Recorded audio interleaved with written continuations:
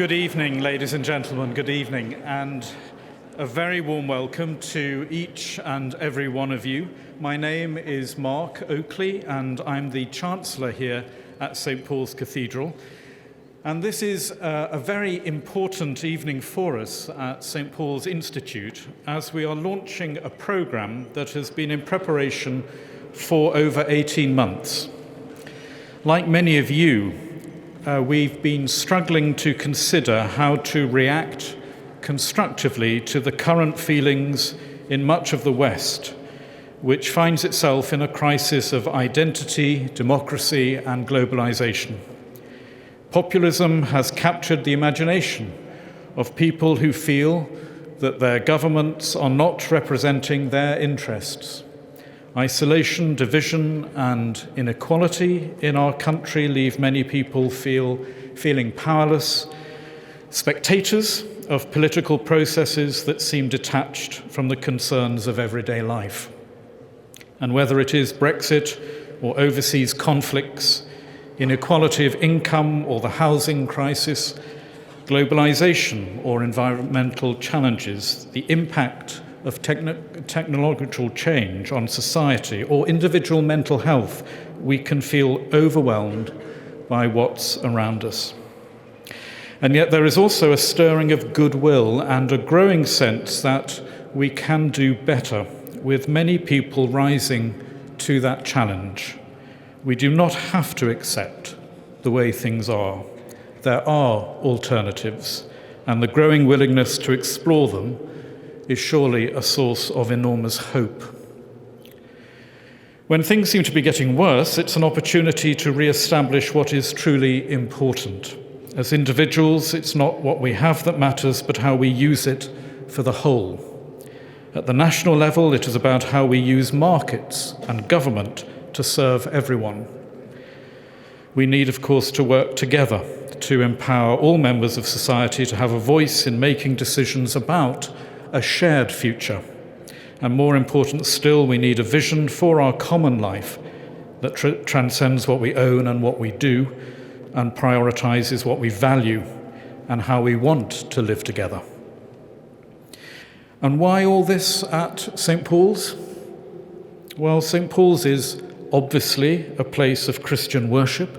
You can still smell the incense from the evening service. And it has a long tradition of taking learning seriously.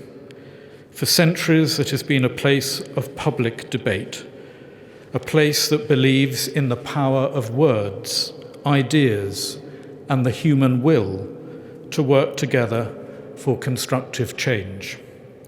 We try to do this in a spirit of hospitality that welcomes people of all faiths and none to come together and be inspired by each other to promote the things that matter for our shared humanity.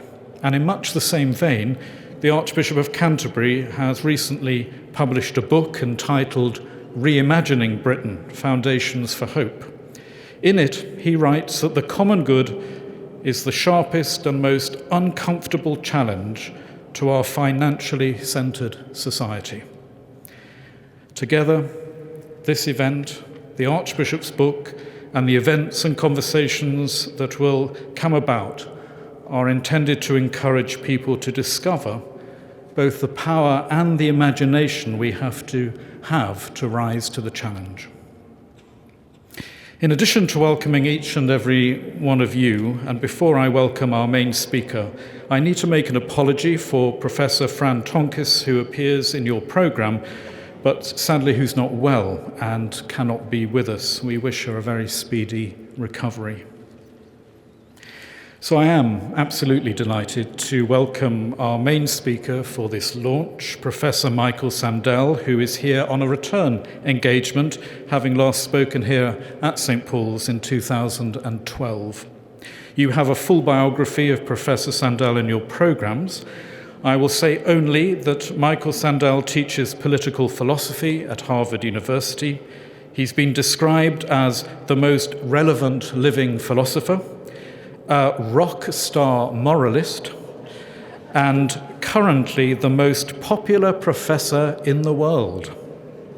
In this country, He has, of course, delivered the BBC Reith Lectures and currently his BBC series, The Public Philosopher, which explores the ethical issues lying behind the headlines with participants from over 30 countries. And that's why we have young people from many different walks of life on the stage with him. Tonight's event is slightly unusual for St. Paul's Institute and the Cathedral, as we're simultaneously holding an event and recording it for a BBC Radio 4 episode of the Public Philosopher programme, which will be broadcast at 9 a.m. and 9:30 p.m. on March the 27th. It'll also be available on iPlayer or as a podcast. We will try to make this as seamless as possible, but as you are effectively watching a recording, occasionally our speaker may have to make some comments for the use on the recording over and above what he's saying to you, or do a slight retake. Mobile phone roaming can interfere with the recording, so please would you be kind enough now to turn yours off or to put it onto aeroplane mode.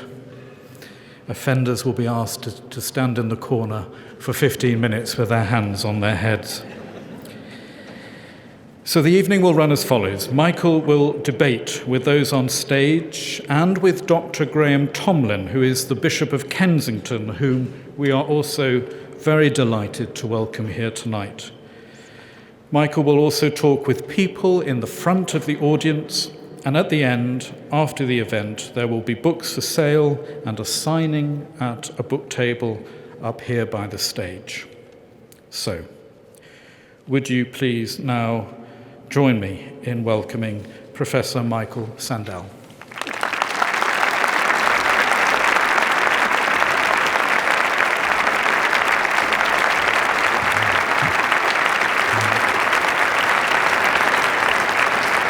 Thank you. Thank you. My name is Michael Sandel.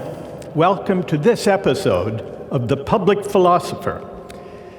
This time, we come to you from St. Paul's Cathedral, a magnificent sacred space that is also a remarkable place of civic gathering and deliberation. Our question is one of the hardest questions of contemporary politics. What has become of the common good? After decades of globalisation and rising inequality, have we lost sight of what it means to be a citizen? Prime Minister Theresa May has suggested as much. Too many people in positions of power, she said, behave as though they have more in common with international elites than with people down the road. If you believe you're a citizen of the world, she said, you're a citizen of nowhere. You don't understand what the very word citizenship means. Well, what does citizenship mean? What do we owe one another as citizens? And what are the competing conceptions of community to which the common good refers? To explore these questions, we have gathered here on the stage of St. Paul's Cathedral, under the magnificent dome, a group of about 80 university students. I'd like to begin by putting to them the following question about a recent development in Germany. In Essen, Germany, there is a food bank. It's a charity. And the demand for the services of the food bank were very high. The food bank decided to deal with the very high level of demand by saying that priority would be given to Germans, to needy Germans, over needy foreigners and refugees. This prompted debate within Germany, And it's a question I'd like to put to our students here on the stage at St. Paul's. What's the right thing to do? Was it right or wrong for the German food bank to give preference to Germans over foreigners? How many? Let's first begin by taking a survey by the show of hands. And I'd like to take the survey on the stage as well as in the audience. How many think it was right for the German food bank to give preference to needy Germans over foreigners? Raise your hand.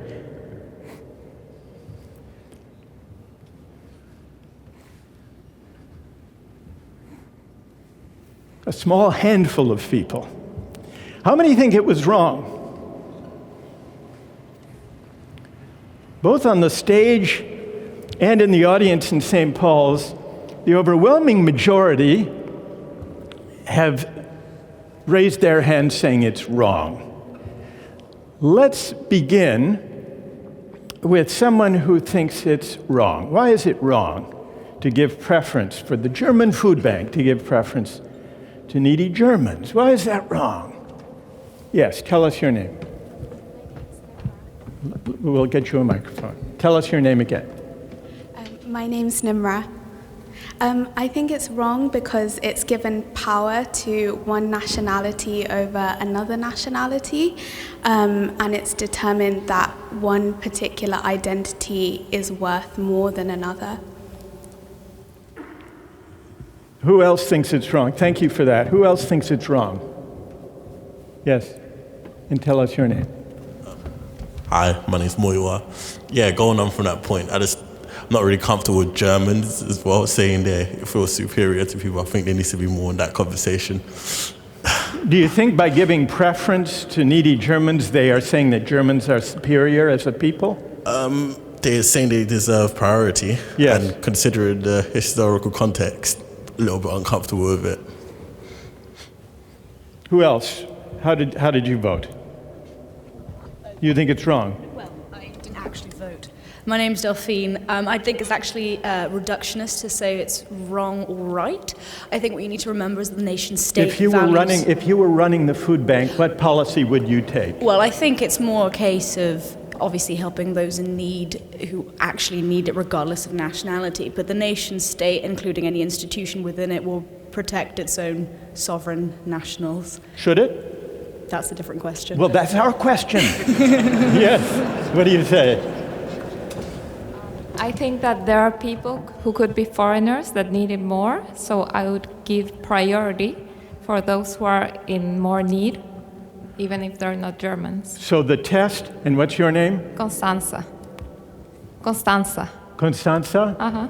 Your test, if you ran the food bank, you would try to determine of the people queued up for help, who are the hungriest? Yes, who are the hungriest, the most needy. The most needy. Yes. Regardless of nationality. Right. Those of you who think it's wrong to give preference in the German food bank to Germans, is that how you would decide? Based on need? Yes? All right, let's hear now from someone who said that it was right for the German food bank to give preference to needy Germans over others. You've heard the arguments against. How would you reply? Yes.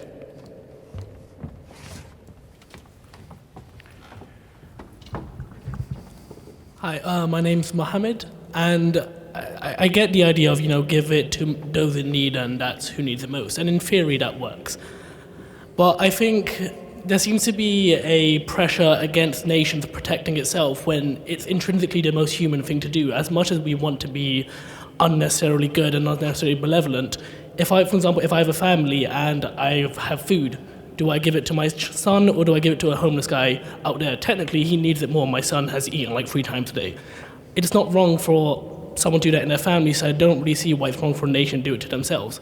If you have finite resources, I can understand why you'd want to give it to your own people, because it's the most human thing to do. Whether that's right or wrong can be argued against. Your name is? Mohammed. Mohammed says, think of the analogy of a family. If your child were hungry. And some stranger's child was even hungrier. Would it be wrong to feed your own child? That's a pretty powerful challenge. Who has a reply to that? Yes. Hi, thanks. My name is Jacqueline. I think something that we need to recognize is that Germany has accommodated people, given them the right to live in Germany that aren't Germans. So think of EU nationals. Do they not deserve to the support of the community through the food bank? So long as Germany lets them in the first place, they have to treat them on a par at the food bank with other Germans. What do you say? Hi, my name is Ramsey. I think on top of that, it largely depends on the influences which, for example, Germany may have had on those people. So in, for example, a family, if the father decided to kill the father of another child in another family who ends up being needy, the priority may end up in feeding that child before his own, because he's had an influence on that family, and so his obligation may alter. And so in terms of Germany, if they've influenced other nations, then arguably that might justify them having to balance the system out in terms of giving to all needy. So if the refugees are Syrian refugees, as many are in this community of Essen, if Germany is implicated in the conditions that led the Syrians to flee their country, they have to look after them. Is that the idea? That's one idea. That's the idea I'm trying to say. And if not, if they simply admitted refugees whose condition they didn't contribute to creating? Then it depends how far back you can kind of track it. So at least in this example, then I would say that Germany, as a Western power, as a power that has a role in the wider international community, they have an obligation, and they've influenced the dynamic which exists now in Syria, and so the refugees fall under their obligation in that light. But only if the country is implicated in creating the conditions. Yes. Does it need to treat them as equals to its own citizens? Sure. Yes. Hello, my name is Ute from Germany. And I think it is very dangerous in the context of Germany to talk about racial issues, to decide who we give something to and who we don't. If we take the analogy of the family, are we a family in Germany, or are we a family as human beings? And any other human being who is in front of us is our brother or sister. And so I think, especially in Germany, with an upcoming very strong right populism wing, we should be careful of dividing people in races. So you reject the analogy of nations to families. You reject the analogy of nations to families. The relevant family here is the family of humanity, you think? Yeah, I agree with the analogy, but not with the definition of who is my brother and my sister, or my mother or my father. And the answer to that question is not my fellow German, but my fellow human being? Yeah, I think as soon as we have someone in front of us who needs help, it is our brother and sister. So German or not German is not what matters. Jewish, Christian, Muslim, Hindu, whatever it is, it doesn't matter, especially in German. And I think we have a lot of experience in doing it wrong. Could I press you on this with a follow-up? Could you hold a bit? Pardon? Could I press you a little bit on this? Yeah, go ahead. Suppose we weren't talking about a food bank. Suppose we were talking about benefits, welfare payments by the state. Should the German state, or let's talk about Britain,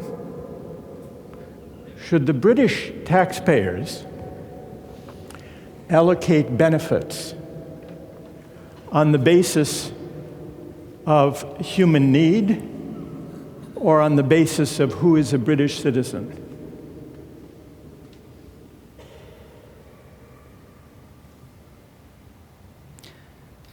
I think that it depends on the kind of benefits, and that we would have to define allocation mechanisms which are fair to, in general, fair. Basic income support for poor people, let's say. As long as this person is in Britain on a legal basis, or even on an illegal basis, if that person is about to die, then I think there should be support. But the question is, benefits for British people, many receive that over years. And I'm not saying that we don't need to solve the refugee crisis and find mechanisms of making those people maybe return or have a better condition, or not have benefits anymore because they get integrated, they get educated, they take on jobs and pay taxes themselves. Who would like to take on the example of benefits? Now, moving beyond the food bank. Let's take a vote on this one to see whether people have a different view. Basic income support for the poor, a safety net. Benefits, funded by the taxpayers now, not a charity, as in the food bank case. How many think that British taxpayers have an obligation to provide benefits only to British citizens, not to other people?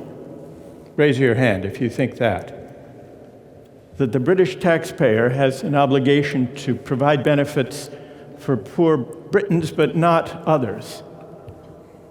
And how many think the British taxpayer has an obligation to provide income support to anyone, let's say, who finds himself or herself in Britain, regardless of that person's citizenship status, or for that matter, legal status? They are there, they are in need. How many think that? I can report for our listeners that the majority on the stage say the second, and also quite a number in the audience at St. Paul's. Who disagrees? Who thinks that the eligibility for benefits, for income support, should go only to British citizens, not anyone who happens to be in need? Yes. Hi, my name's Hamad. I don't disagree with the point wholeheartedly, but I would contest the notion somewhat. Just as you would not begrudge a mother for feeding her child first as compared to a stranger's child, right, you should not begrudge the state for, or even the British taxpayer for wanting their tax to be directed first and foremost to the legitimate citizens of Britain. So you're drawing on the analogy of the family. Yeah. And what about the argument that the relevant family here is the family of humankind? I'd talk about, well, I mean, that is a very lovely and almost idealistic notion, but I would pose that up to the question of whether that fits with practicability. I mean, if we concede that we have a notion of a global citizenship, are we not saying that, well, the states that do exist at present are in some way irrelevant? No, we accept that they are relevant in the sense that concepts such as citizenship do exist for the exact purposes of protecting those domiciled within a particular state. And so with that practical side considered, I don't think there's anything wrong with saying that a state has a prerogative to place their citizens first and foremost as a priority.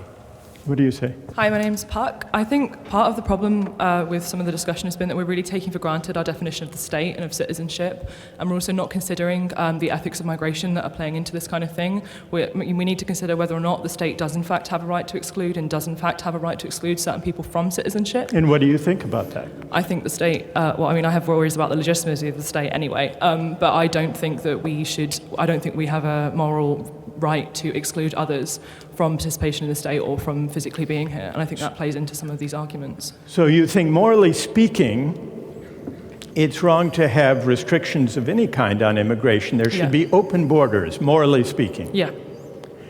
And holding that position, you would say that the benefits should... How did you vote on the benefits question? I voted they should go to everyone, not just British. So you... And what's your name? Puck. So you hold a thoroughgoing universalist idea about borders citizenship, and benefits. Yeah. And what do you say, Puck, to the arguments we've heard voiced that within a family, surely a parent has a right and maybe an obligation to give special concern to his or her child? Do you disagree with that? Yeah. You do disagree with that? Partly in virtue of the positions I hold on that, I feel like I am somewhat committed to actually take that strong stance and say that you don't have, I don't see, I mean, I have problems with the family as a concept anyway. I think we should sort of critically reevaluate how it factors into our society, and I worry about the family being used as an analogy with the state, but I do think that we have obligations. I do think we have high obligations to every individual. I don't think it's that we have lesser obligations to people overall, but I don't think it's right to value the family as being the ultimate decider in who your obligations are to. So I want to bring Ahmad back in, who raised just now the example of the family. Both of you stand up so that you can address one another. Now, Ahmad, you just heard Pak say that even a parent favoring his or her needy child over somebody else's needy child is, in effect, a kind of prejudice. It's a morally illegitimate prejudice, right, Pak? Okay, yeah. What do you say? Address. I can definitely see the perspective being brought forward, but I think that puts us at odds with, that puts morality and biology at odds almost, because we have an inherent affinity to our own family. A mother has an inherent affinity to her own child. She will, I mean, it's evident in animals, it's evident in humankind that a mother will protect her children for the most part, even to her death, even place the child's survival and well-being over her own. And so to deny that for a universal notion of of placing everyone at equal footing, whilst it sounds absolutely wonderful on paper, is, I'd say, at odds with our very nature. I'd be very reluctant to take a reductionist stance and try and reduce morality to biology. I think there's plenty of things that we see in human society that just simply can't be reduced to biology. And I see your point about instincts and that kind of thing, but I'm also very cautious of reducing my moral stances to my emotional instincts. And I think that we should be, whilst they can inform where our sort of preferences tend to lie, I don't think we should use them to do our moral world building.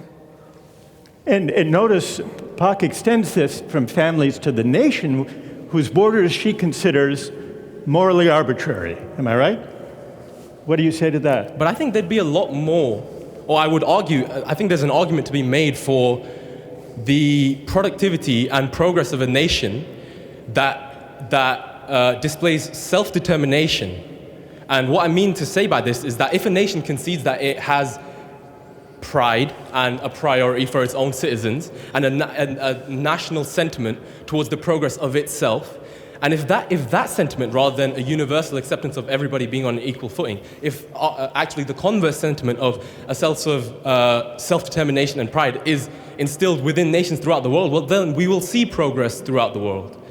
To the contrary stance to that is, well, if we have open borders and everybody on an equal footing, well, we know that evil exists. We know that those with ill intent exist. We know that regimes that are oppressive on people do exist even in today's world. And so to concede that everybody is on an equal footing would be turning a blind eye to the realities of the world. All right, but I want to take up your point. You speak of pride, Ahmed, and self-determination. Do you think we need a sense of belonging to a particular place, to a country, or to a family, in order to give expression to pride and self-determination? Very much so. Not to say that should prejudice you to any other nation, but you should at least have that innate desire to want to progress your own nation. Puck. So I still take issue with the idea that the nation state as it exists is something that should always exist as it does, and I think just because something is the way it is, I don't want to make like there is to ought fallacy, basically. I'm worried about taking something from the way it has been and saying, oh, well, it should always be like that. I also think I take issue with, I think, to pretend even that the nation state, or that, for instance, Britain represents all of its British citizens, even, I think is a bit disingenuous, because I think if you look at the participation in politics, it is not representing the majority of people in this country, and I think we have to seriously consider like how states are actually representing the communities they claim to represent. Yes. Hi, my name is Olya, and I would like to add an extra layer to that about pride and self-determination. Would you say that nations that have this pride and self-determination, they might be more likely to offer help or aid or benefits to others because they have capacity to do so? So now we're talking about a lens that's coming from the Western world, who have the extra means to do so. And then in comparison, looking at other nations who cannot offer even help to their own people and provide benefits for their own citizens, or they're oppressed.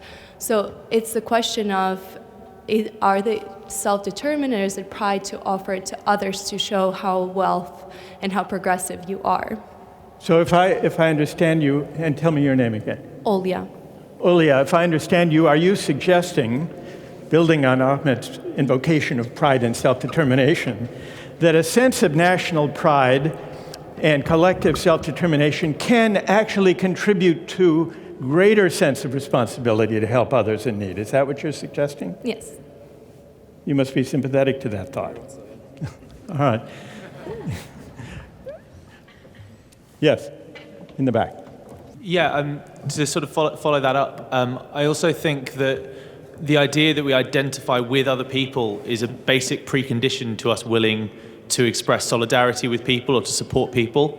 Where we have any sort of large-scale redistribution between rich and poor, then that does actually rest on the idea that there's something shared in common, and also in strong institutions like trade unions, which again rest on attachment to a place or an industry or some sort of community. So I think the idea that we should be kind of universalize everything and have obligations to everything undercuts any sort of support you could ever have to redistribute in that way. You think that redistribution and generosity presupposes solidarities of more particular kinds. But why? Tell us your name.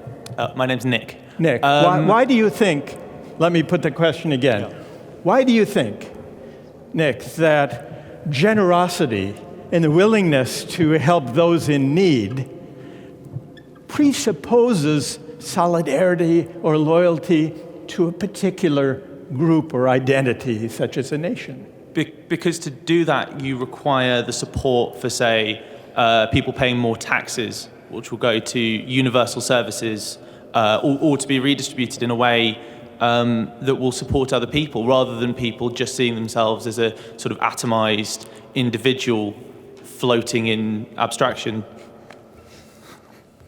Well, Puck, those are fighting words.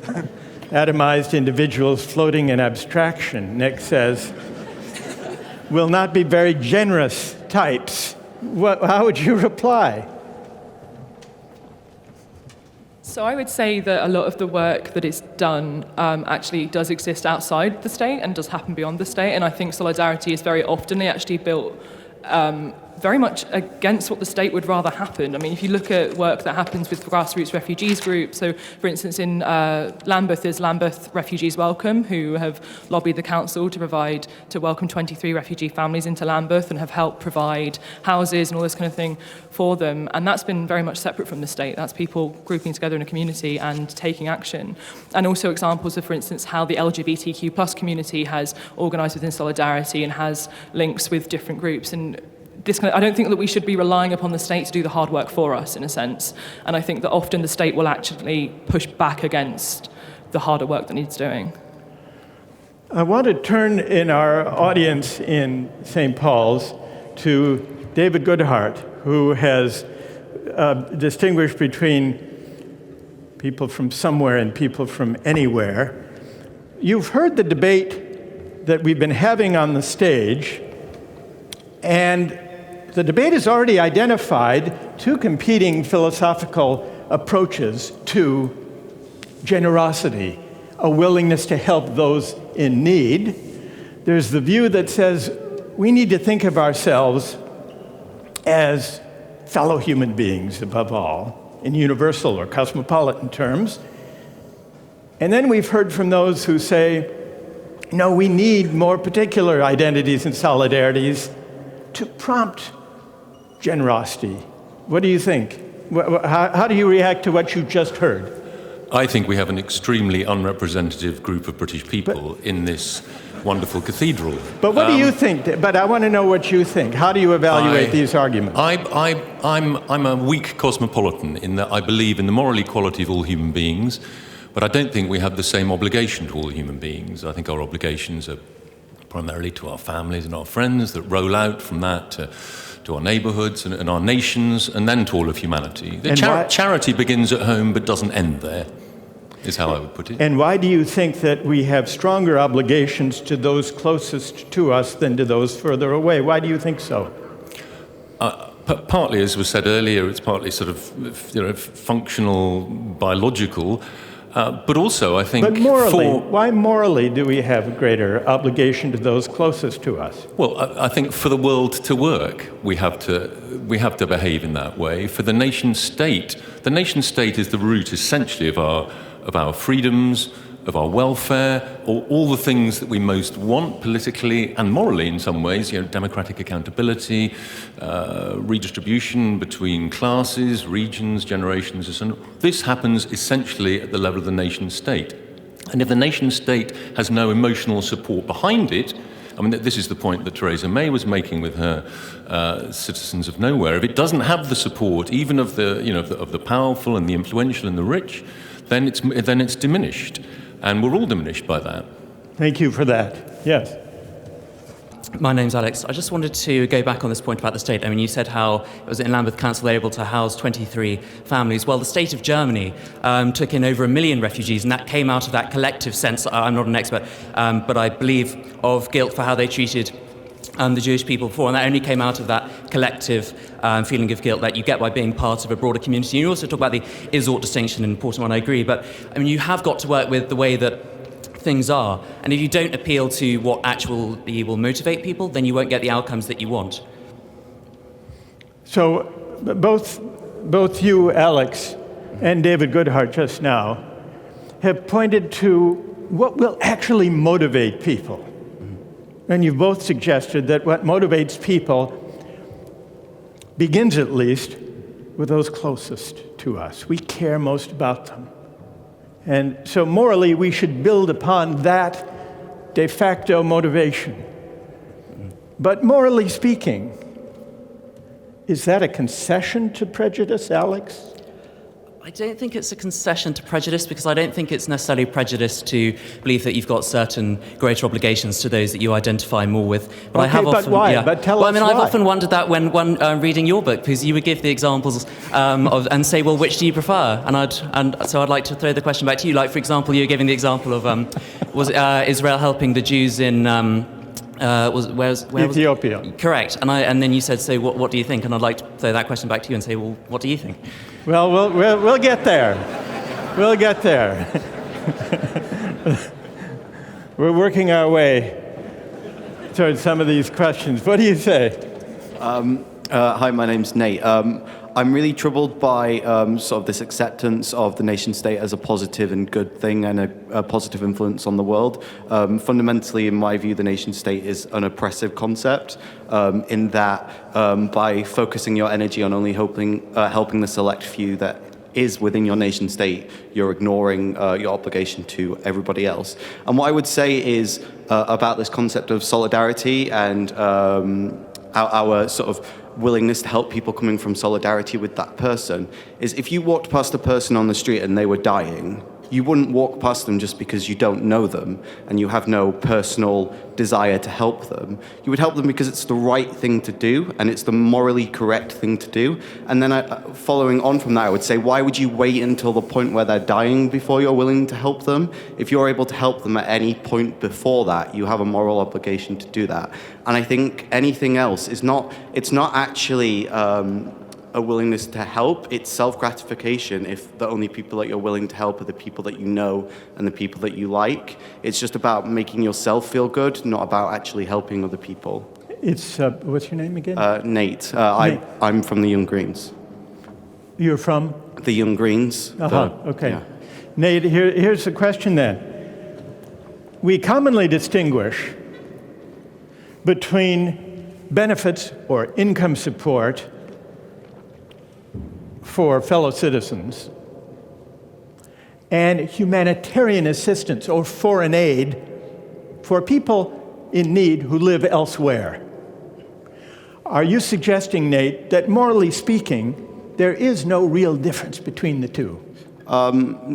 Yes, I do think there is a useful distinction in that you give the money to the people who are closest to the people in need, so that decisions can be made by those who know how that money can be used. But there's not actually a moral distinction for the reason why you're supposed to help these people. It's just a functional, useful difference. So morally speaking, your obligation to help your needy child, let's say, is no different from your moral obligation to help a needy child in Bangladesh. Well, absolutely not. And you also have to think is, how needy are they? Is your child needy because they need a new toy? And is that Bangladesh? No, let's say they are comparably needy. Sure. Morally speaking, the obligation is the same. Yes. Who disagrees with Nate and can say why? Who disagrees with Nate on this? Yes.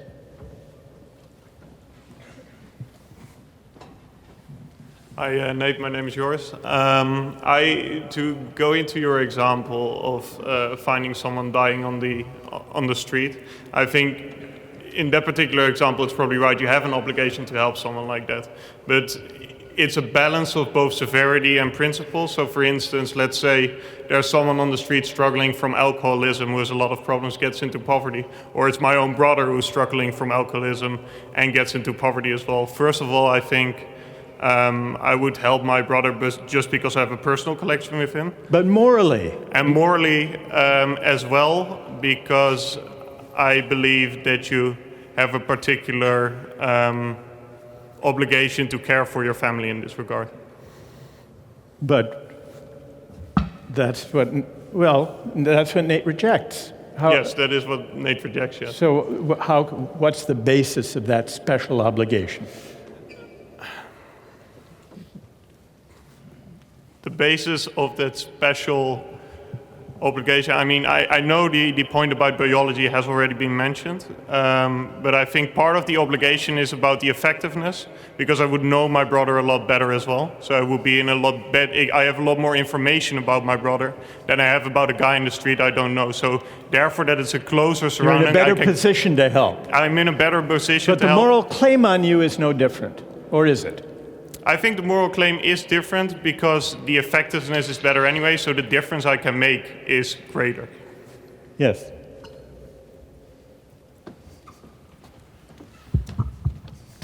Hi, I'm Tamara. So I wanted to agree with this point because I feel that if we think about social contract with relationship to what is citizenship, I feel that we can say that the unit of citizenship is a nation as a very basic unit is important, because if you have any kind of disadvantage, then you can easily fall back to your nation.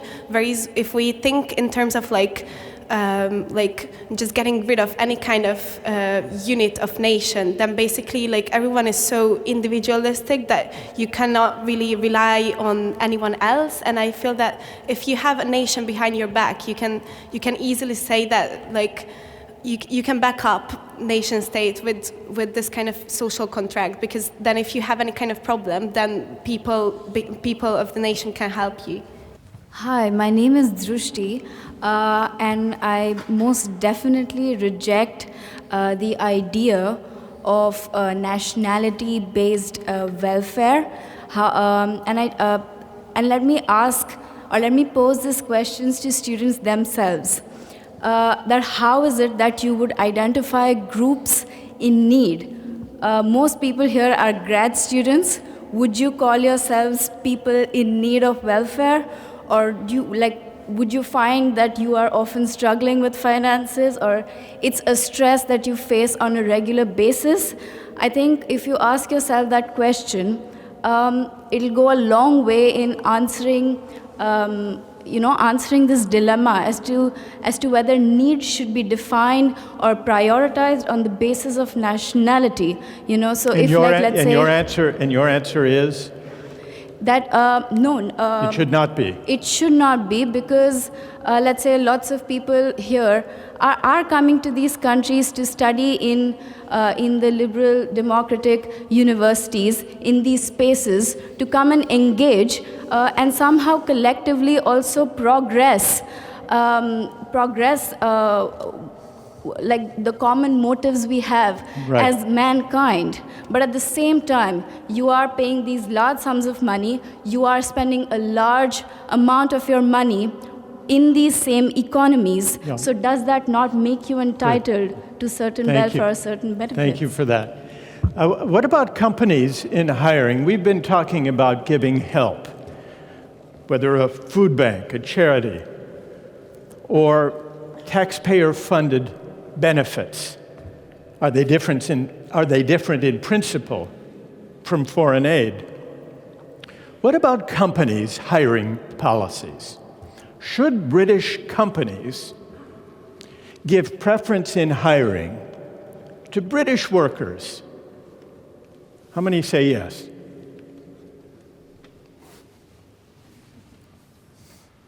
On the stage, only about half a dozen people say yes. In the audience in St. Paul's, how many people say yes? British companies should give preference in hiring to British workers. How many say yes?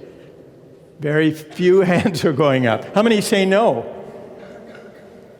That companies should hire without regard, British companies, without regard to national origin. Now, in St. Paul's, in the audience and on stage, a lot more people think they should not give preference. Why? Those of you who think they should, what would be your reason? Yes. Hi, my name is Jake. I think there's something here to be said for the principle of reciprocity and the idea of people who have given a lot to a certain sort of system of cooperation over a period of time tend to expect something in return for the fact that they've sacrificed themselves. So through the form of paying tax, by complying with laws, etc. So I think that kind of idea underpins a lot of sort of sentiment about why people should be sort of entitled to greater benefits by virtue of the fact that they have contributed to the system of cooperation to outsiders. They're part of a society. They're part of a society. They've made contributions. A defined community where certain people make contributions. Yeah.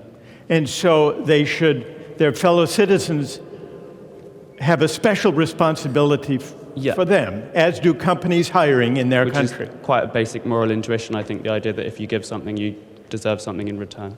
The idea of reciprocity over time within the framework of a community. Yeah. And it's Jake. Jake, what do you say? Hi, my name's Sam. I think kind of ignoring even the kind of moral side of it is that firms shouldn't have to argue about this kind of moral responsibility of the firm. Like a firm should hire people based on how productive they're going to be for the firm, which will benefit society as a whole in general. And we go back to kind of the social contracts thing. The firm, by being in the country, has entered into the social contract, which allows them to hire who they want, and their profits will circulate back. So even ignoring the morality, you'd be a pretty awful firm if you only hire British people anyway, What do you say? Hi, my name is Tidja. When thinking about social contracts in this context, I think that a lot of this is about who is being allowed into this contract, and more than half of the people who are unemployed in Britain, the young people unemployed in Britain at the moment, are from ethnic minority backgrounds. And is that all because they're not contributing to the economy in the same way? I don't think so. I think that a lot of that is because that the system is deeply entrenched in privilege, and people So how did you vote, though, on the hiring? The British companies, should they hire British citizens, give a preference in hiring to British citizens? No, I don't think so, because I think that even citizenship in itself is a privilege, and that our skills should be what foster our ability to be employed. Thank you. Yes?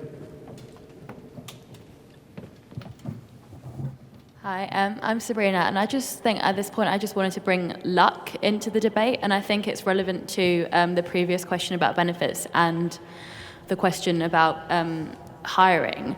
And I just want to ask whether people think that your kind of social and biological characteristics of where you're born, over which you have no control or kind of don't desert, whether you think that that should determine whether or not you should receive any kind of assistance, how well your life should plan out, and what opportunities in life are available to you. And so you're suggesting, Sabrina, that if luck goes into who is a British citizen in the first place, Yeah. then it's Then why would not it their be, doing. Why should that be the basis for preference of any kind? Yeah, and why and on what and then how could that ever be fair? And how could that be fair? Is there someone on the stage who has an answer to Sabrina's question, who can explain? I wonder if I could turn to the audience. Jesse Norman. We'll get you the microphone. What do you say to Sabrina? You stand up so we can see you. Thanks.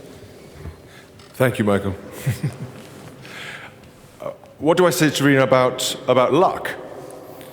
Or about what aspect of the debate? Sabrina is saying, there should be no... British companies should not give hiring preference to British workers because being a British citizen in the first place is a matter of luck. Why should that be the basis of any kind of moral preference, whether in hiring or whether in the receipt of benefits, or for that matter, help of any kind at the food bank? Are you struck by the strong, I think it's fair to say, the pretty strong cosmopolitan universalistic conceptions of the common good that we've been hearing articulated thus far? I am struck by that. I would say that there are some big words we need to come back to. One of them was reciprocity.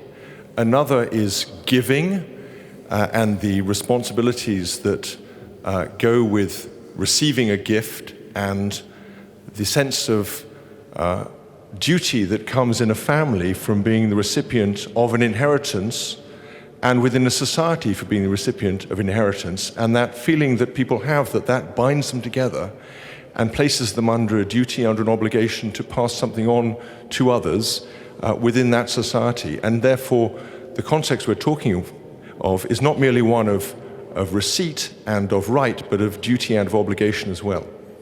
And you think there is something in the analogy that we've heard between duties associated with family membership and duties associated with national identity and citizenship. I think what is interesting about the analogy is that it forces us to ask the question, who are we? What is the we we're talking about? And is that the family? Is that the community? Is that the nation? And does it go wider than that? And that's, it seems to me, the argument that you're really probing at all those levels. But the real question is, who is the we? And for me, inevitably, the we is about culture and society as much as it is about economics and, as it were, free trade. Do you mind staying there for a moment, Jesse, while I call on Pak and Sabrina together, who've made this very strong case for a cosmopolitan ethic. And the two of them, if the two of you would stand up, speak directly to Jesse Norman and see if you can persuade him.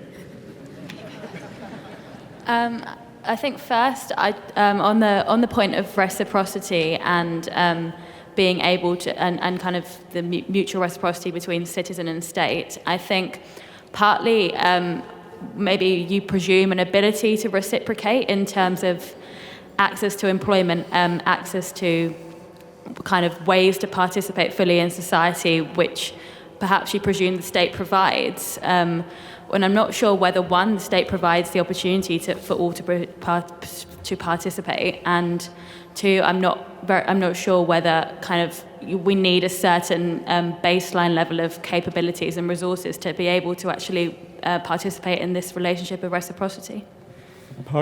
So I would follow on from that point also in saying that it implies that you have some sort of choice in entering into this contract with the state, which I would say we don't. I mean, you can say, I mean, the alternative, of course, would be opting out and going and live in a cave. But so I think the state can have instrumental value, but I think that it does assume slightly that like the state is legitimate and that we've consented to be in a contract with it. And I think that the state can have obligations to you, but you don't necessarily have obligations to the state. And I'd also like to pick up on the culture point, because I think that's an interesting point in terms of, like, well, how do we define a we, how do we have a community, and then the impacts that has on individual identity.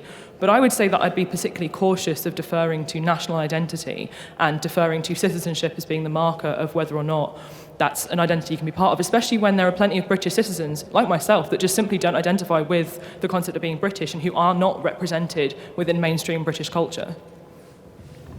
Jesse? Gosh. So I suppose my view would be very simple, which is, as a matter of fact, I do believe in a state that is positively empowering of people and does reach out to those who may be marginalized or disadvantaged and seek to give them the status and the dignity to be able to participate fully to the extent of their capabilities. So I fully, I would, as it were, come back at the First Lady who spoke. On the second one, I must say I think that whether or not we have chosen to be who we are bound by an obligation that comes from having been the recipient of something extraordinary, which is the society we live in. And we may try to disavow that, but if we disavow it, then the question comes back, do you also disavow the obligations, the responsibilities that come with that society? And often you find that those who would disavow it actually would like to embrace the aspects of history that they wish in that culture as well. I'm reminded, listening to this debate, of a passage from the 18th century philosopher Jean-Jacques Rousseau, who said, do we want people to be virtuous? Let us begin then by making them love their country. But how can they love it if their country means nothing more to them than it does to foreigners, allotting to them only what it cannot refuse to anyone? That's an argument on your side of the position, Jesse. Yes?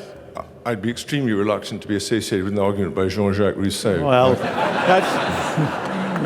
I wanted to make it difficult for you. Well, thank you. He's an ally here, though. I'm grateful. In very few things is Rousseau an ally. My view on this is that if he is promoting a decent awareness of commonality, then that is important. But in fact, in Rousseau's case, he is often taken to be promoting a general will which would obliterate some of the fine aspects of society that make it so valuable and worth living in. Thank you for that. Yes, back on the stage. Go ahead. I take great issue with sort of how we've been talking about the obligations of people and obligations of the state to, for example, refugees.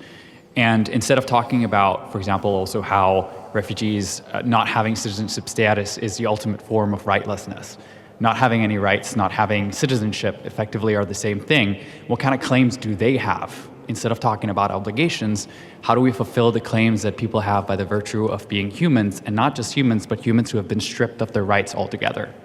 All right, so that's an issue that arises with special force in the case of refugees.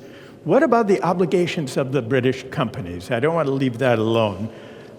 Most people say, on the stage, most people say it's wrong for British companies to give preference in hiring to British workers. Who thinks it's all right for a British company to give preference to British workers? We've heard from Jake an argument to do with the reciprocity that arises when people participate over time in a community. So Jake has made that argument. Is there someone else who has an argument along these lines? Yes. Hiya, I'm Scott.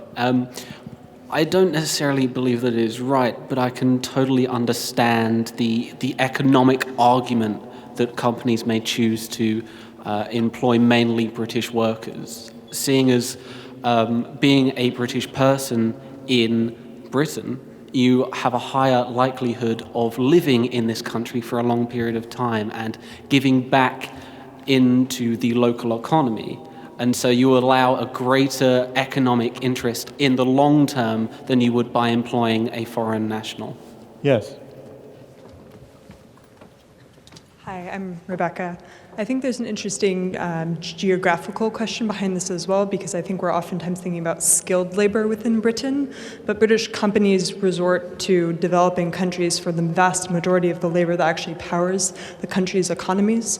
So as a geographer who works in Bangladesh, looking at the garment industry, for example, you see the masses of people whose very inexpensive labor is what allows us to buy cheap goods, and yet they have no path to citizenship on the basis of their labor. But you're raising an interesting challenge to those who say British companies should give preference to British workers. Are you suggesting that if one thinks that, then we have to call into question outsourcing? Correct. And what do you think? Do you think that companies that outsource labor to Bangladesh because it's cheaper, the textile industry, for example, is that wrong? Well, being an American, with what's happening presently in my country about the idea of America first, with a president who also outsourced labor for his own garment company, and yet says, well, the reason I did this is because of international economics and because, that's just the way the world works. But I don't think that that's fate. I don't think that's destiny or needs to be that way. There's certainly an argument to be made about having affordable clothing, but the average person, perhaps who's shopping at a large, well-known, inexpensive retailer, maybe there's other alternatives rather than relying just on cheap labor. Do you think it's patriotic, maybe even a patriotic duty, Rebecca, for British citizens to buy British-produced goods, or for Americans to buy American? Is that a patriotic obligation?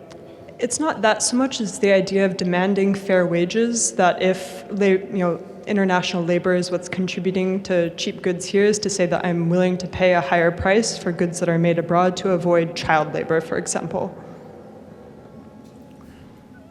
If global capitalism leads companies to create factories in low-wage countries, say Bangladesh, does that suggest that capitalism is unpatriotic? I have many thoughts about capitalism, but perhaps we should turn to somebody else. Who has a view about that? What do you think? Yes? I think by its very nature, due to this accumulation by dispossession that knows no national borders, inherently in capitalism doesn't want to know borders, because opportunities to increase do not know borders. So capitalism, you said, doesn't want to know borders or to recognize them. Is that a good thing about capitalism or a bad thing? Excuse me? Is that a good or a bad thing about capitalism, that it doesn't want to know or recognize borders? Morally good, morally bad? Yeah. It depends who is implicated, the lives implicated within those borders, what those decisions implicate for people's lives. We've been talking, though, about citizenship. National citizenship presupposes borders, knowing them, recognizing them, considering them to be morally relevant. If capitalism resists borders or doesn't want to recognize borders, does that mean that corporations are citizens of nowhere? Yes, because it's profitable. And is that a good thing or a bad thing, that corporations be citizens of nowhere? I personally think it's a bad thing. It's a bad thing. And on the question of borders for the movement of people, we've been talking here about the movement of capital. You think that there should be restrictions on immigration because borders matter there too? But we cannot compare the movement of people fleeing injustice with the movement of capital, like looking to expand itself. Yeah. Yes.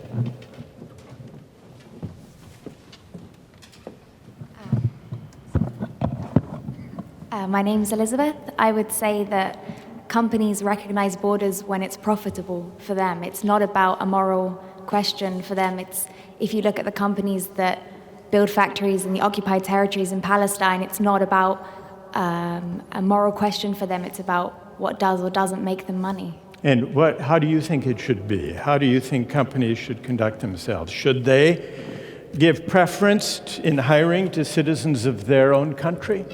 No. They shouldn't. No. They should be citizens of nowhere, companies, ideally. Yes, but my point is that they aren't acting morally, they're acting where the profit is. Back to Jake. Sorry, Alex. I think it's morally fantastic that capitalism doesn't pay much attention to borders. I mean, I grew up in Singapore. It's a country that's got rich on providing cheap exports, and it enables people all across the world, millions of them, hundreds of millions in China, for example, to get rich and lead lives that they couldn't have imagined before. So I think often it's a bit parochial to say, well, is this bad for us? I mean, we need to look at the bigger picture and see how beneficial it is to other people as well. And also, I'd say that it's kind of difficult to pin it on the system. I mean, because the decisions that people make about what to buy in capitalism are their own. So if everyone wants to buy British, say, then they could within the capitalist system. But as a whole, people chasing whatever's cheapest, I think, has done wonders for Asia, where I grew up. So I'm in favor. You're in favor.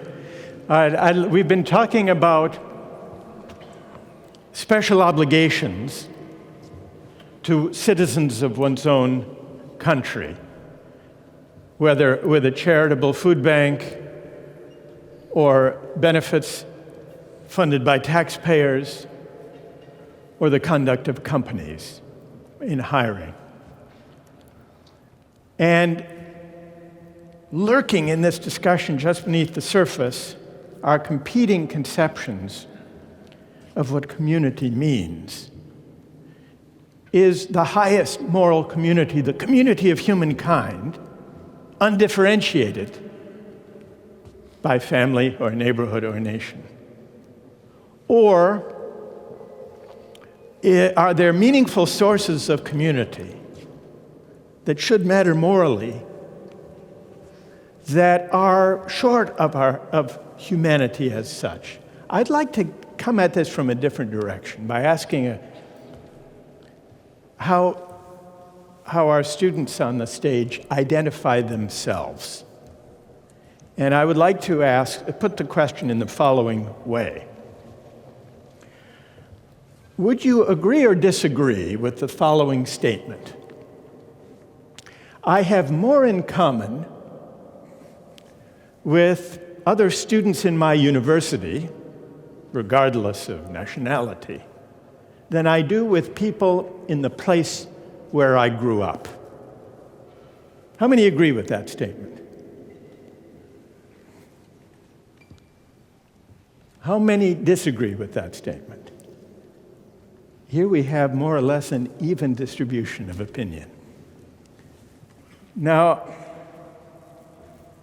what I'd like to get at is the moral status of the commonality you feel, whether with your fellow university students or the people in the places with whom you grew up.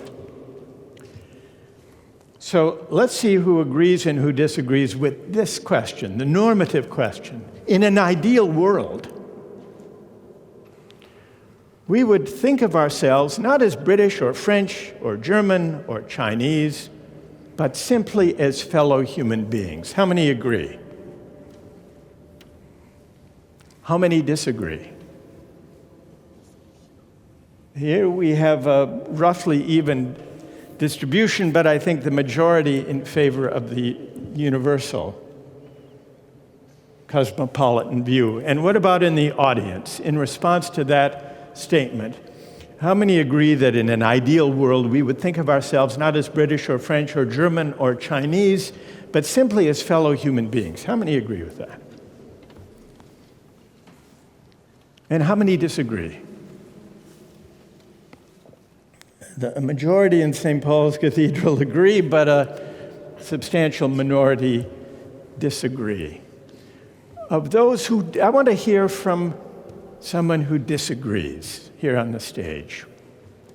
Why do you disagree with that statement? Why is that not the ideal? Tell us your name. Sure. So I'm Tyler, and I'm a pretty committed cosmopolitan, but I'm a cosmopolitan not on the basis of stripping everyone of their identities, but on the basis of acknowledging those identities and also acknowledging responsibility across places of origin and ethnicity, nation, etc.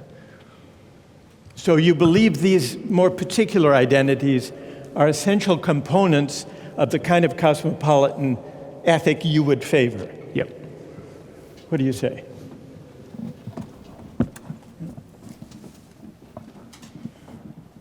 I think the question of a more localized identity is incredibly important. To use the university example, I have more in common, I think, with the people I grew up with from my city because we have a common shared experience that's rooted in a sense of place.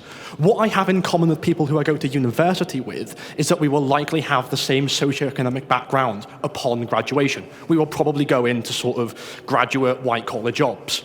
I don't want my bonds between people around me to be mediated by what class I am in terms of capital. I want it to be something more than that, mediated by a sense of place and belonging. And I get that from the city I grew up in, which is Liverpool, far more than I do than the fact that I happen to be thrown into my university. And I'm a cosmopolitan guy who loves my university.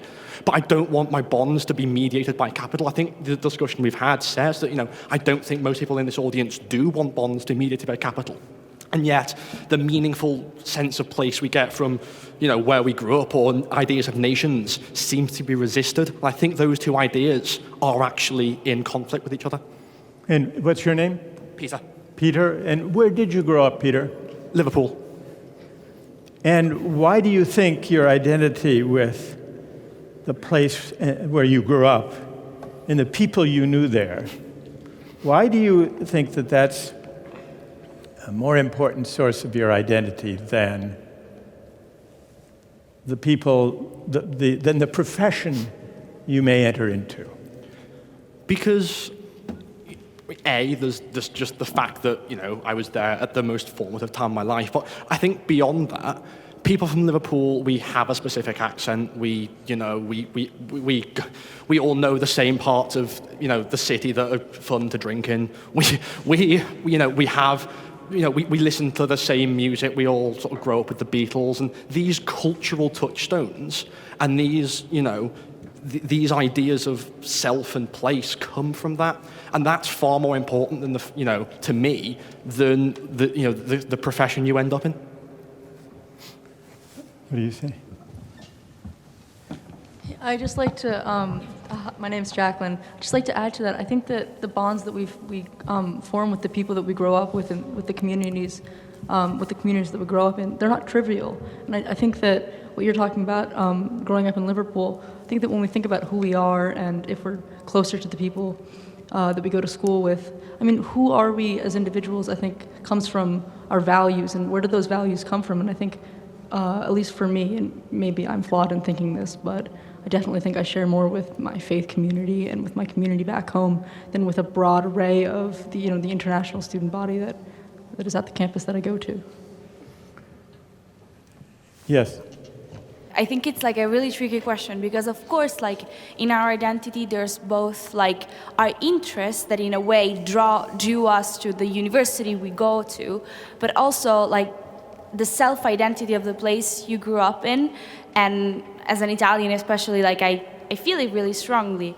But I would like to kind of reflect on the university as a place, and I think that the most important thing is the mixture between these two things, that in a way helps and encourage intercultural communication, because the university can actually help to make different cultures and different voices kind of melt together and mix together in order to, in a way, create something new and something interesting among these different cultures that, in a way, get together and can really, in a way, explain the complexity of our world. And so how did you vote on whether the ideal world is one where we overcome these national differences?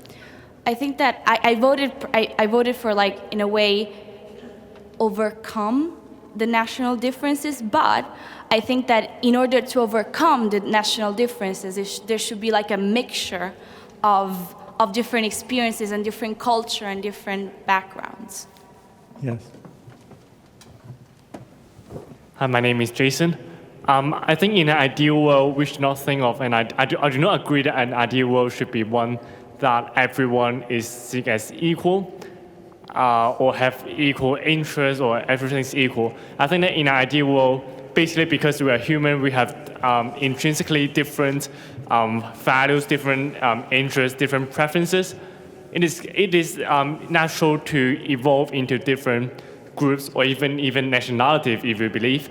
So I think that in an ideal world, there would be lots of different groups of people, and the community itself is equally important in the sense that we allow people of different preferences to get together, or from other natural preferences that we would need as a human being. So I think that would be something that I would uphold.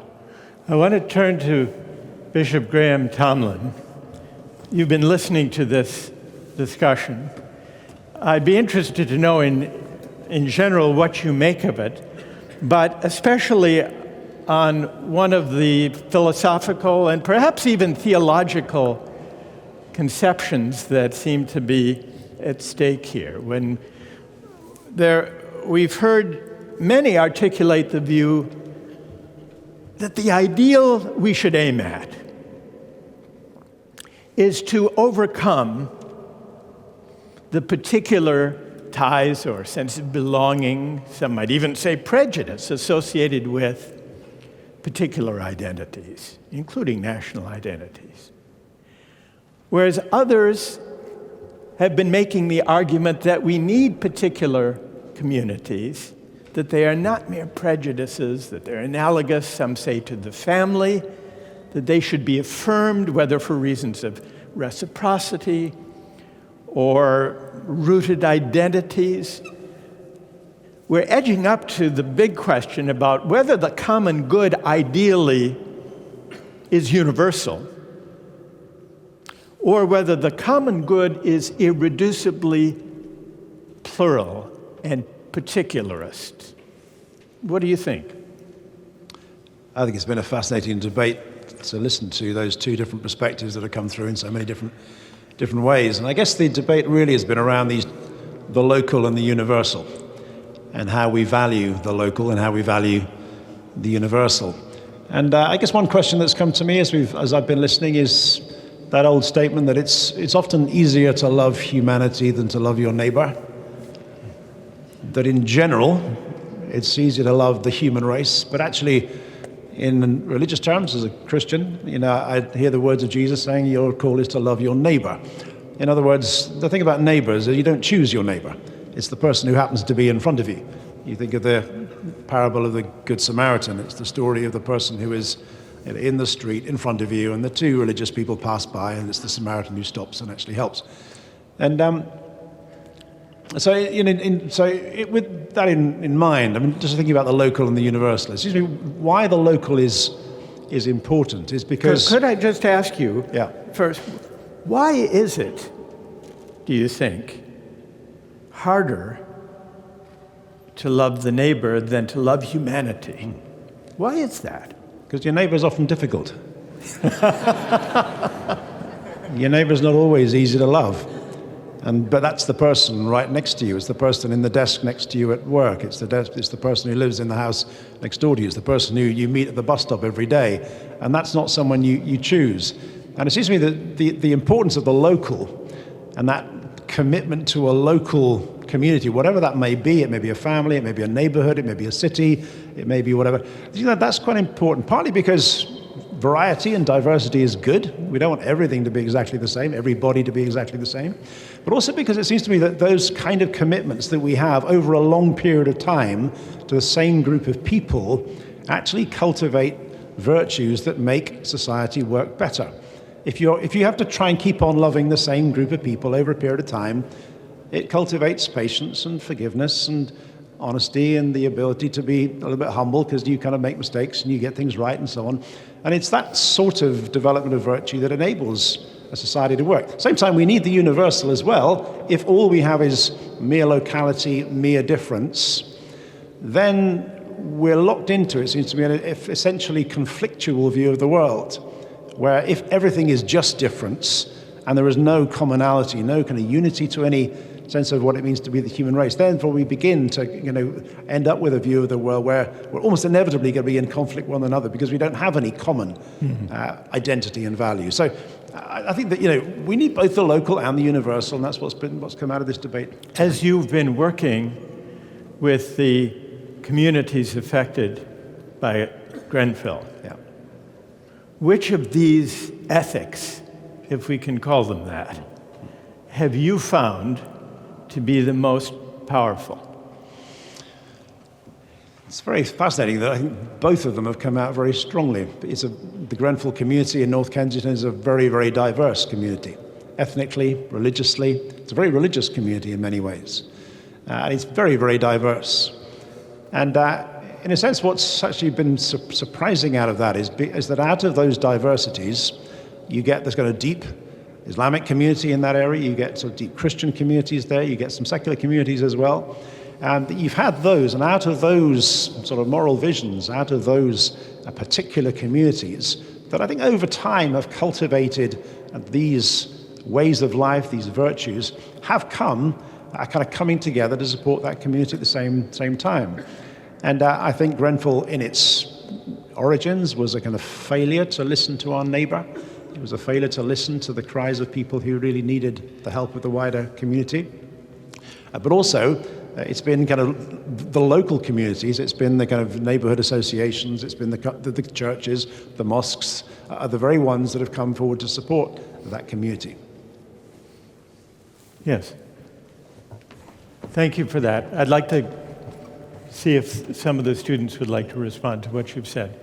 Hi, my name's Kartik. I think there's like a fundamental difference between our obligations to people who we really know, like our family and our friends and people who are in our immediate neighborhood, and then the obligations to this kind of imagined community that's like Britain. Britain consists of 60 million people, most of whom I'll never meet in my life. I mean, I can see why I would have obligations to the people I meet every day or the people who I'll meet regularly in my community, my friends, my family.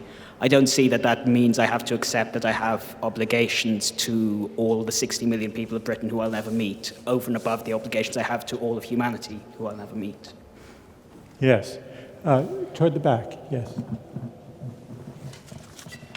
I'm Tom. I think we've discussed a lot today about the nation state and these abstract ideas of Britain and countries, and we actually haven't discussed as much of what the bishop was raising about local communities and local actors.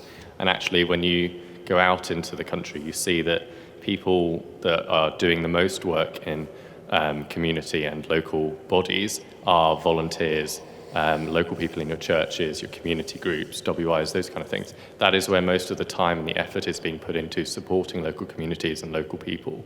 And I think that's something that we've kind of missed today, is actually that a lot of the stuff that is done is not this abstract national level. It's people on the ground, both in the UK and around the world, aid organizations and non-state actors and individuals. And how did you vote on the question? First, tell me your name again. Tom. Tom, how did you vote on the question of whether in an ideal world we would overcome differences of nationality, or for that matter of faith, and simply think of one another as human beings? How did you vote on that?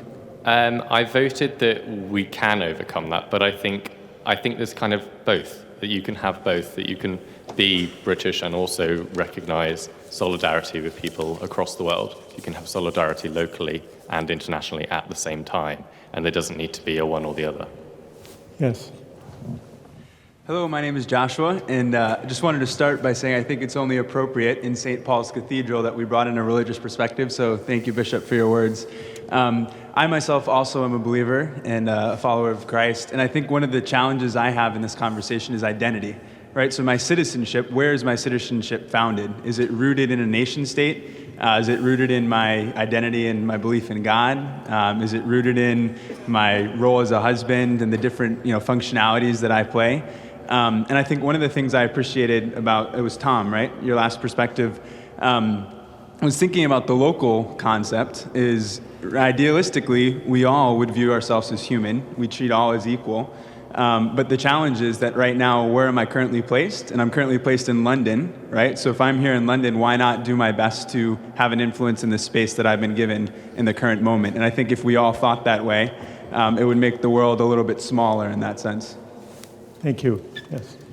Hi, I'm Christine. Well, I think ideally the idea of national identity should be dissolved because, to me, identity is a very fluid concept. So it depends on where you are at the moment and your interactions with other people. For example, I'm from Hong Kong, so I have a Hong Kong identity. But at the same time, I study here, so I identify myself as a student studying in the UK. And especially because identity is so fluid and it changes over time with your experience. That's why I think actually if you just anchor your identity on a nation, it will create many problems because it's the idea of nation itself is it's related to power, power dynamics or discourse whatsoever. But at the same time, national identity is also important, or when we were discussing whether companies should employ British citizens or welfare is an issue between private and public interests. Right. Yeah. Yes, in the back. Hi, my name is Toppy. I think I have an interesting perspective on this debate because I didn't become a British citizen until 2007 when I was 9. And to say that on an arbitrary day before the state's obligations to me or my obligations to the other 60 million people in this country suddenly changed is to say that I entered into some sort of moral contract with people at the age of 9, which doesn't seem to make too much sense, I think that, coming back to the point about locality, it's all well and good to say that, you don't choose your neighbors, and that you owe something to the people who are around you every single day. But I think that takes a slightly anachronistic view of what we mean when we say local. I think when we say that our obligations are the people closest to us, when I'm talking about family, I think that ignores a lot of people, for example, again, like me, whose families do not live close to them. Only my brother lives in this country. The rest of my family are spread all over the globe. I think lots of people would agree that I still have an obligation to that family over and above what I would have to a British citizen, above what I would have to Theresa May, for example. So how do we reconcile that in this debate? How do we say, we want to protect who's nearest to us, we want to protect who's British, we want to protect all those people who we see and meet every day, but at the same time we want to unfurl the carpet of generosity and of provision based on need. In my perspective, I think, going back to the very, very first question, ich muss essen is I must eat, whether it's from a German citizen, whether it's from a refugee, no matter who it is, I'm training to be a doctor and I'm training to work in the NHS where care is delivered based on clinical need. And I think when we talk about giving things to people or hiring people, all these sorts of deciding upon who should receive and who should we deny, I think that the premise of who needs most is an infallible one, including when we talk about... So need in the case of medical care should be the primary factor in allocating medical care. Need. Yes, and I did actually want to bring up the fact that that's no longer the case in this country, that in the 23rd of October in 2017, new regulations came into force, meaning that hospitals are now obliged to make sure that everyone using the NHS has British residency, that they have a British passport. And obviously that's led to a lot of racial profiling, because how do you decide who to ask, right? Who looks British? How do we decide who is we? And let me ask you that, and tell me your name again. I'm Toppy. Toppy. Toppy. Mm-hmm. Let me ask you this. You're training to be a doctor. I am. When you become a doctor, will you feel, you became a British citizen at age 9, you said. Do you feel a special obligation to practice medicine in Britain? Not for the fact that it is Britain, no. And why is that? I would much prefer to work in a system that provides socialized medicine. For all my complaints about the NHS, we are very lucky to have it. We are very lucky to work in a system where... Yeah. No? Yes. Yes. Okay, thank you. Cool. Sure. I think, I would feel rather differently about being a doctor in the US, for example, or for other countries where medicine isn't provided in quite the same way it is here. Good. All right. Thank you for that. I want to put a quote from an Enlightenment philosopher to our students on the stage and to our audience in St. Paul. The way the Enlightenment philosopher responded a little bit before the fact to Theresa May's conception of citizenship. Here's what Montesquieu said about the questions we've been debating.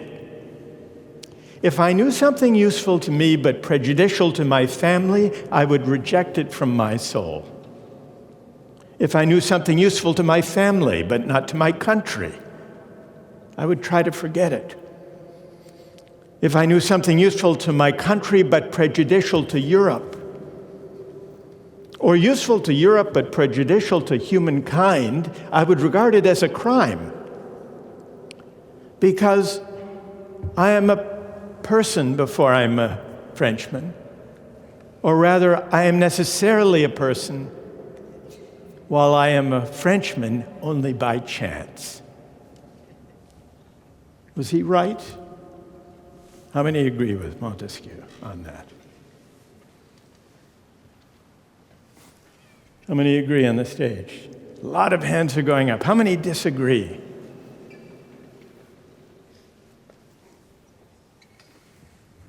A fewer number of hands. Why do you disagree? Why is Montesquieu wrong? I'm an American, and so my American identity is important to me. And I think that there's a value to the nation state, and that the purpose of the nation state is to serve the people who are most in need, and that the nation state can protect vulnerable populations, and that there's value in difference and diversity of opinion. And that I voted as well to the opposite on the previous question, which was that in the ideal world, are we all sort of one monolithic human sort of identity? And I think that there's a value to local communities, because local communities create diversity of values, which creates a stronger human bond. Thank you. What do you think? Well, I think the various dynamics that were described in that quote between nation and Europe, and also between the individual and the family, are actually very interesting. It sort of answers the question, whence did the nation state actually come? We've heard a lot of quite interesting and intriguing talk about this establishing the idea of the nation state. But in a sense, it's a corollary of the very much fundamental ideas of human affinity. It's born out of the family, that went to the tribes, and without going too much into the anthropology of it, I think if we're trying to disestablish that, we are working to an extent against the idea of human affinity. And I think that's something to be cautious about. Yes. I think the one thing is identity, which is undeniable, but the other thing is fairness and how the state treat with fairness everyone. And I don't think identity is a cause for equal treatment for the state. I mean, yes. Hi, my name's Tom. A lot of the things we've been discussing have been predicated on the idea of need. And I think we came back to that with Toppy talking about being a doctor. And I wonder how far need can be contextualized. I think if we look historically, we could say that need does have a contextual basis. For instance, we have a sort of need for cleanliness today that was perhaps not a need But I want in to the stick Middle with Ages. I want to stick with the passage, the moral claim of Montesquieu. We've covered the issue of need.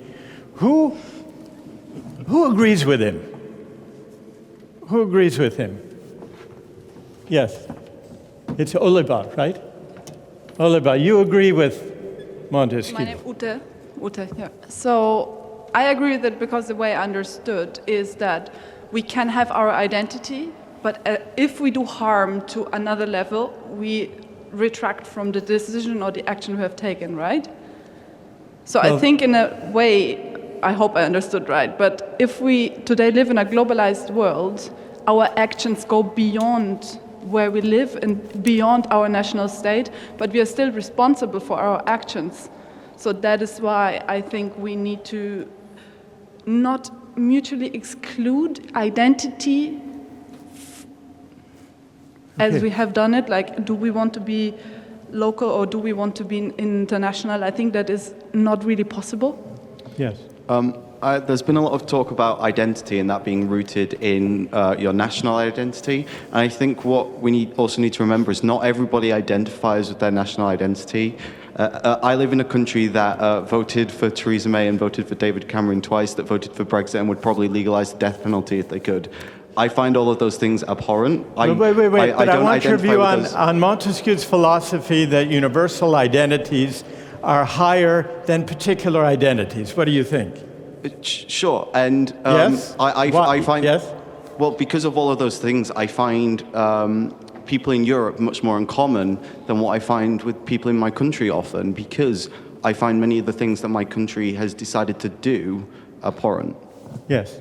I think that my name's Zach, by the way. I think that both in the discussion we've been having tonight and in Montesquieu's quote, we've seen basically a number of monolithic identities or monolithic ideas, monolithic blocks, and there hasn't been enough of a discussion about how these ideas or these identities evolve with time. So if I could possibly posit, there's been this focus so far on the state in particular, and our loyalty to the state, and morality is flowing either from that or in rejecting that. Can we imagine for a second the state as being a norm? And norms evolve through time. Let's look at the dimension of time here for a second. So if it evolves through time, and morality is achieved through the pursuit and achievement of peace and or order, then there are a couple of things we need to know. Norms need to be buttressed and reinforced to a certain extent, but at the same time, norms need to be flexible enough in order to evolve. Okay. So, right now, that means we need to have some sort of identity related to the state and some sort of loyalty and inculcate that, but at the same time, be flexible enough to create a more globalized world. Thank you. Montesquieu's idea that universal loyalties and allegiances are higher morally than more particular ones. Pak? So I think we have to remember that we're considering moral ideas here. So when you endorse a cosmopolitan universalist idea, you're not necessarily saying that identities wouldn't exist.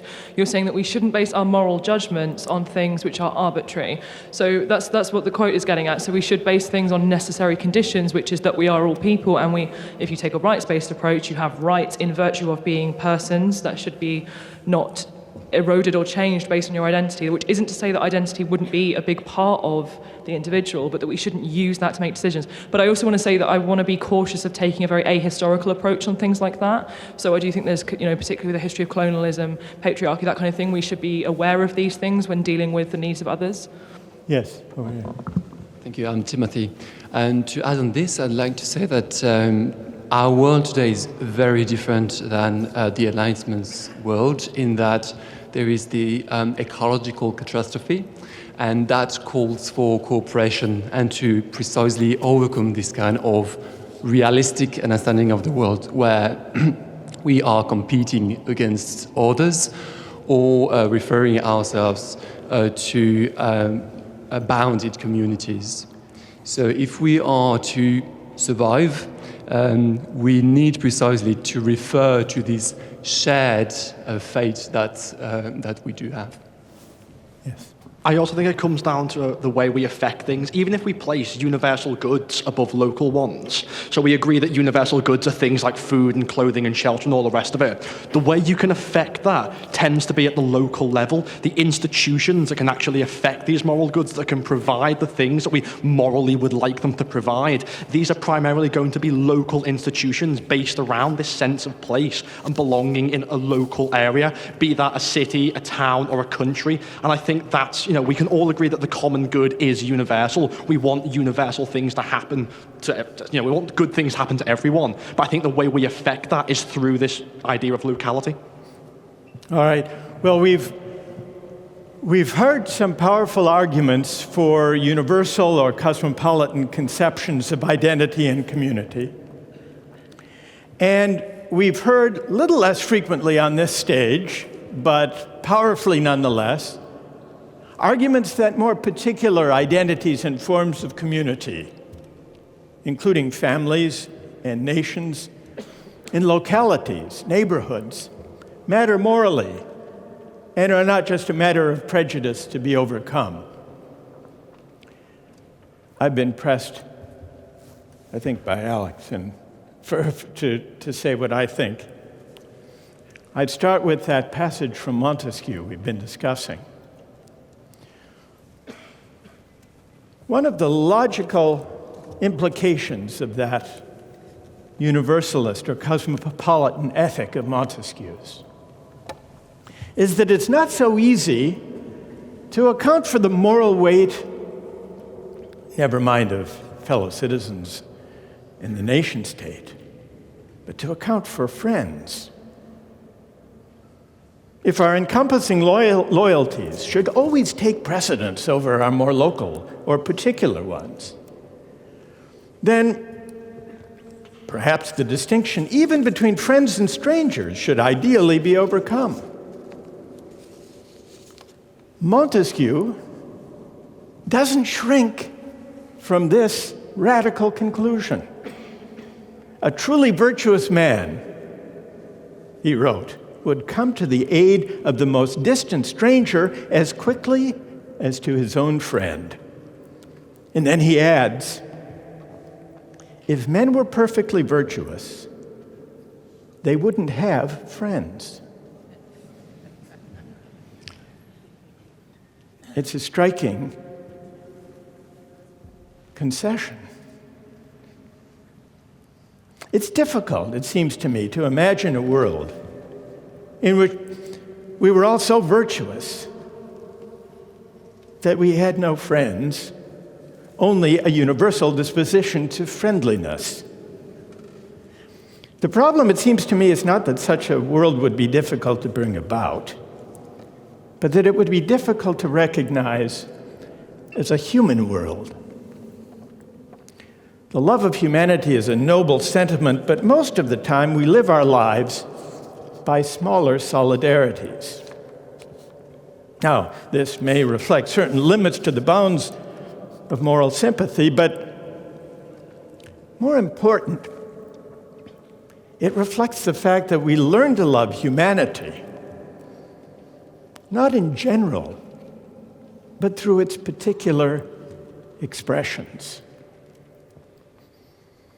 To affirm as morally relevant the particular communities that locate us in the world, from neighborhoods to nations, isn't to say that we owe nothing to persons, as fellow human beings. At their best, local solidarities gesture beyond themselves toward broader horizons of moral concern, including the horizon of our common humanity.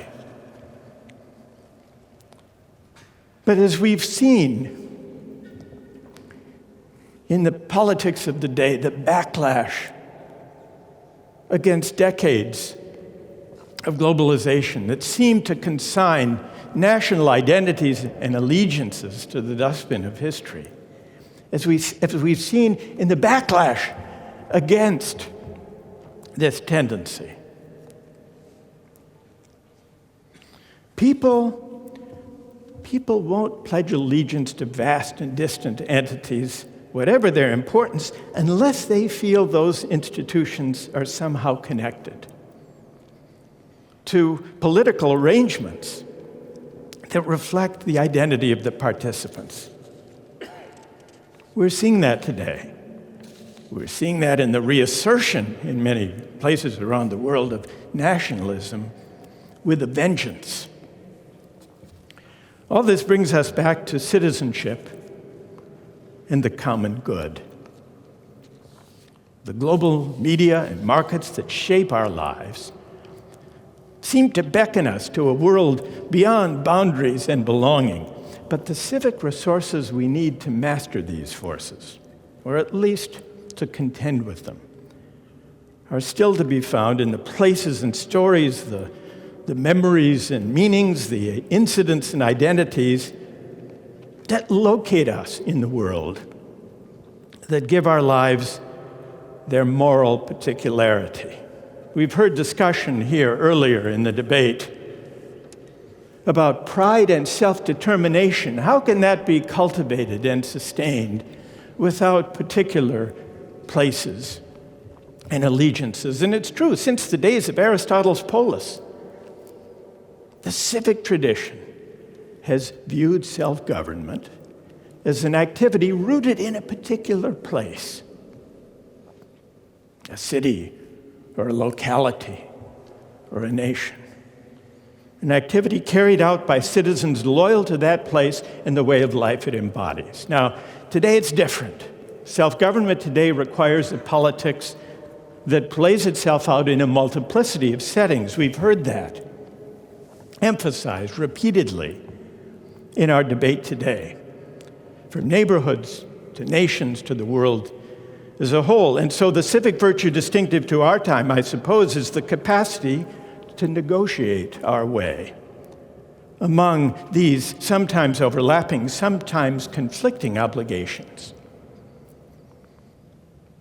And it's also the ability to live with the tension to which these multiple loyalties give rise. But to do this requires a morally more engaged debate about community and citizenship and the common good than the kind to which we have become accustomed. It requires the kind of debate that we've begun, at least, thanks to the students on this stage today.